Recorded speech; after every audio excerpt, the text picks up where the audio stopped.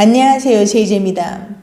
오늘은 매일 자기 위안하는 남자에게 생기는 일 5가지에 대해서 말씀드려 볼게요. 구독과 좋아요, 알림 설정까지 해주실 거죠? 그럼 바로 시작할게요.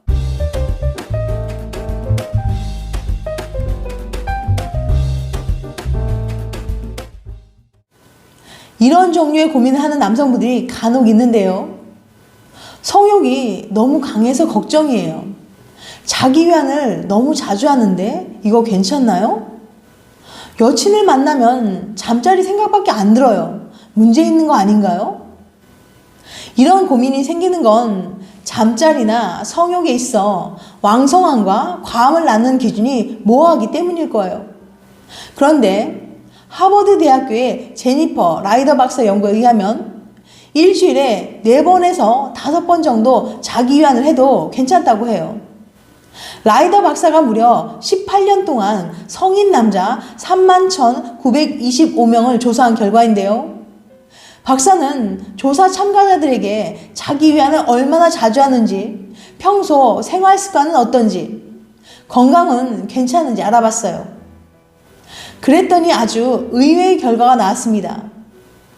자기 위안을 많이 한 사람은 전립선암이나 다른 성 관련 질병에 걸릴 확률이 훨씬 낮았던 거예요.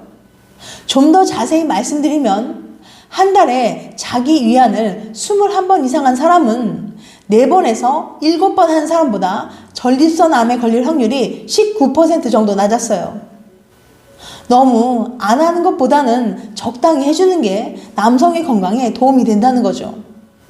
연구를 이끈 라이더 박사는 이렇게 설명해요. 어렸을 때부터 우리는 자기 위안은 나쁜 거라고 배웁니다.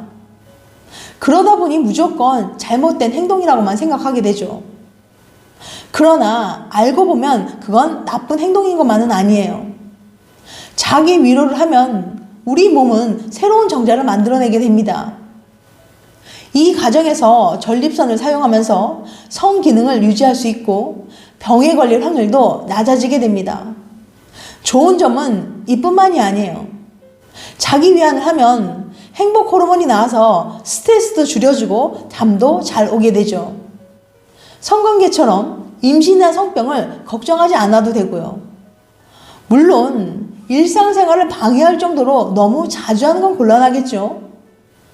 아직 확실히 밝혀진 않았지만 자기 위안을 하루 2-3번 과하게 하면 탈모가 올 수도 있다는 의견도 있고 다음날 너무 피곤하기도 하니까요. 뭐든 과한 건 금물이죠.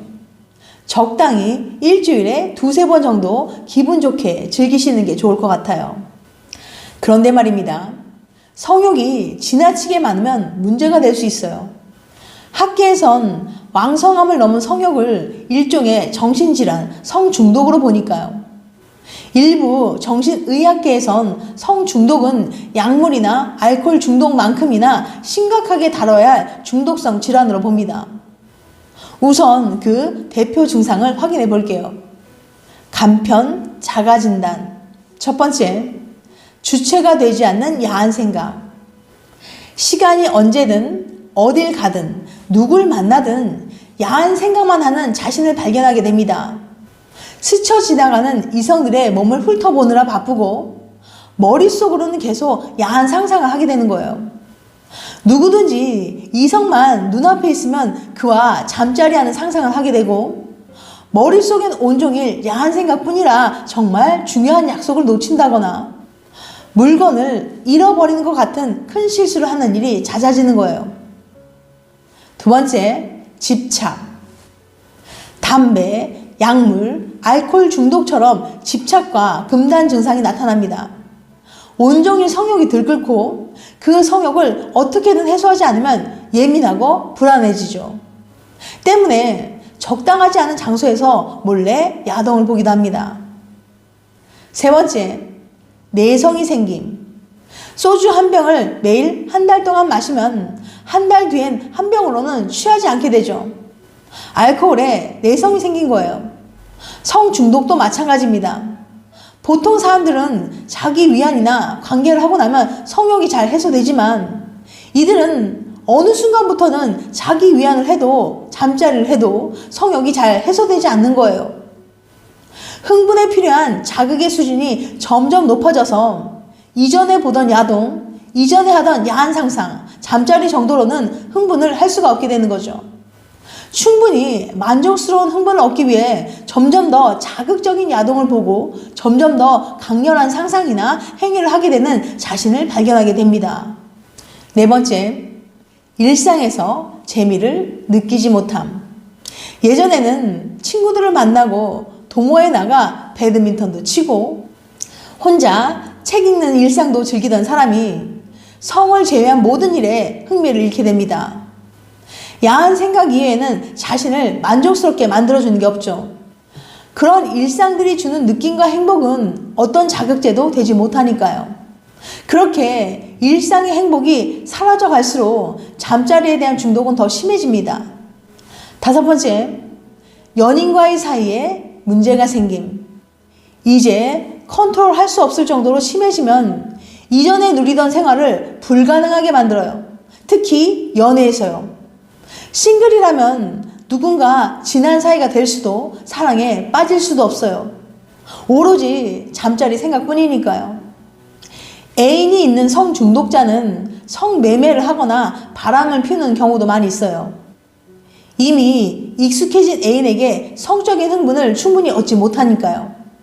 심한 경우에는 애인과는 잠자리 하지 않고 자기 위안이나 원나잇만 즐기는 경우도 있습니다. 이 5가지 중에서 2-3가지가 자신에게 해당된다면 성중독으로 향하는 길에 서 있을 가능성이 있어요. 특히 이 영상을 보시면서 스스로 수치심을 느끼셨다면 조심하셔야 합니다. 본인의 모습을 돌아보면서 큰 수치심을 느끼는 게 성중독에 빠진 사람들의 대표적인 특징이니까요. 자신이 하는 행동, 생각들이 부도덕하다는 걸 느끼기 시작하면서 결국 자기 혐오에 빠지고 늘 부끄러움 속에서 살게 되는 거예요.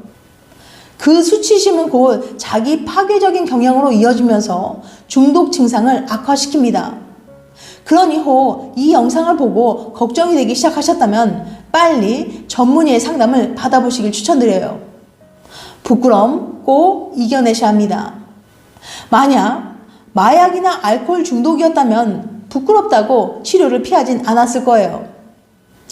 오해와 편견. 많은 사람들은 혼자 욕구를 푸는 것에 대해서 부정적인 생각을 가지고 있어요. 구체적으로 예를 들어볼게요. 혼자 많이 하면 손바닥에 털이 난다. 눈이 실명할 수 있다. 남성의 발기부전, 여성의 불임이 원인이 된다. 혼자 하는 행위는 지저분하고 건강에 해롭다. 이것을 많이 하면 빨리 늙고 빨리 죽는다.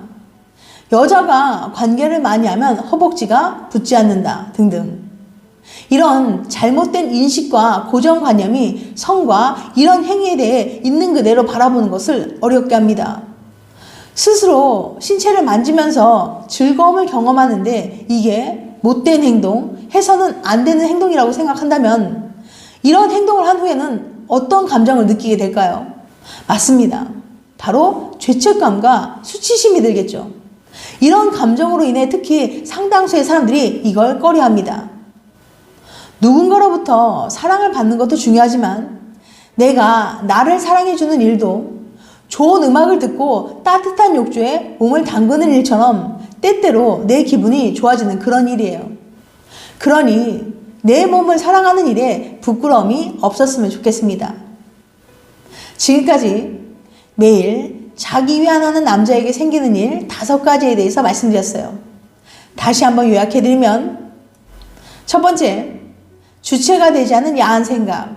2번째, 집착. 3번째, 내성이 생김. 4번째, 일상에서 재미를 느끼지 못함. 5번째, 연인과의 사이에 문제가 생김.